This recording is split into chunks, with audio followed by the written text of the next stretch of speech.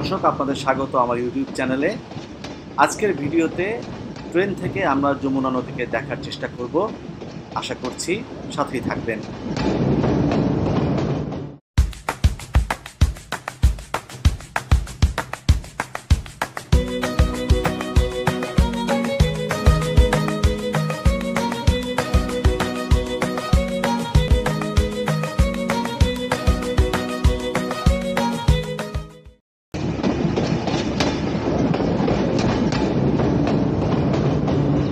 দর্শক, আপনাদের স্বাগত আজকের ভিডিওতে। এই ভিডিওতে ট্রেন থেকে আমরা যমুনা নদীকে দেখার চেষ্টা করব।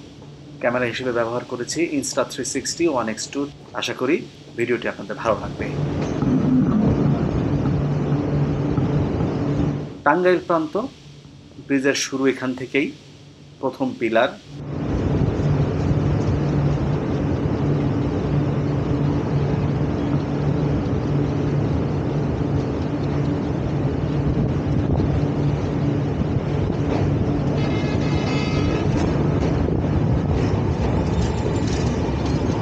ব্রিজ শুরু হলেও নদীর দেখা নেই। এখানে আসলে চর জন্মেছে, চরে বড় বড় ঘাস।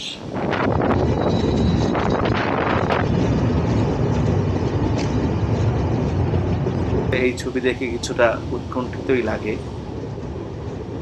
এত বড় যমুনা নদী আসলে মরে শুকিয়ে গেছে বলেই মনে হয়। যদিও এই ভিডিওটি ফেব্রুয়ারিতে ধারণ করা, শীতকালের শেষের দিকে, সেই সময় নদীতে পানি কমই থাকে।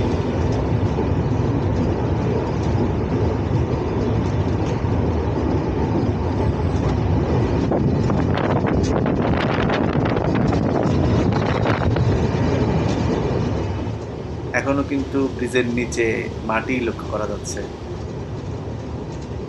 যেন একটা বিলে পরিণত হয়েছে যমুনা নদী।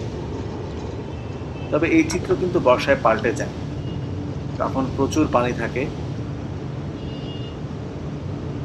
ঠিক সামনেই বঙ্গবন্ধু যমুনা রেল সেতুর কাজ চলছে।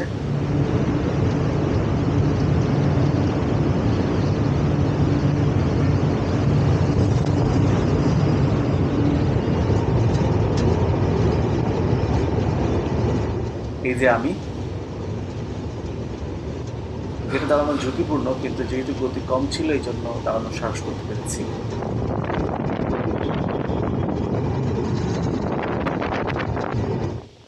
বালুর চর, ঠিক সামনেই কাজ চলছে বঙ্গবন্ধু যমুনা রেল সেতুর।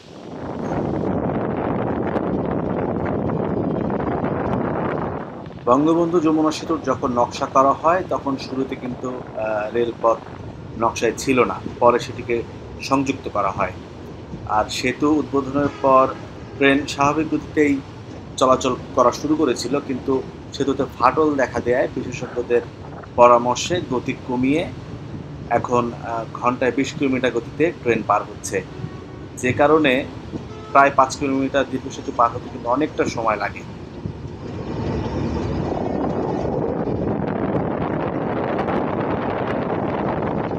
তবে এই যে বঙ্গবন্ধু রেল সেতুটির কাজ চলছে, সেটি হলে কিন্তু এই সমস্যাটা কেটে যাবে।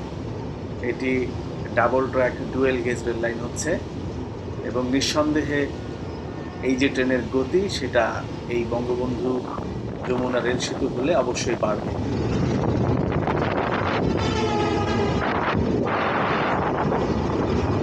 পৃথিবীর বেশিরভাগ দেশেই রেলটা থাকে যোগাযোগের কেন্দ্রে, কিন্তু বাংলাদেশের সড়ক পথই বেশি প্রাধান্য পায়।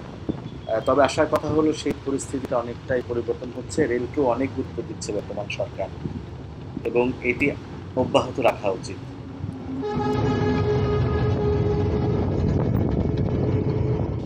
ভিডিওটি ভালো লাগলে লাইক, কমেন্টস বা শেয়ার করতে পারেন। এছাড়াও সাবস্ক্রাইব করতে পারেন আমার চ্যানেল।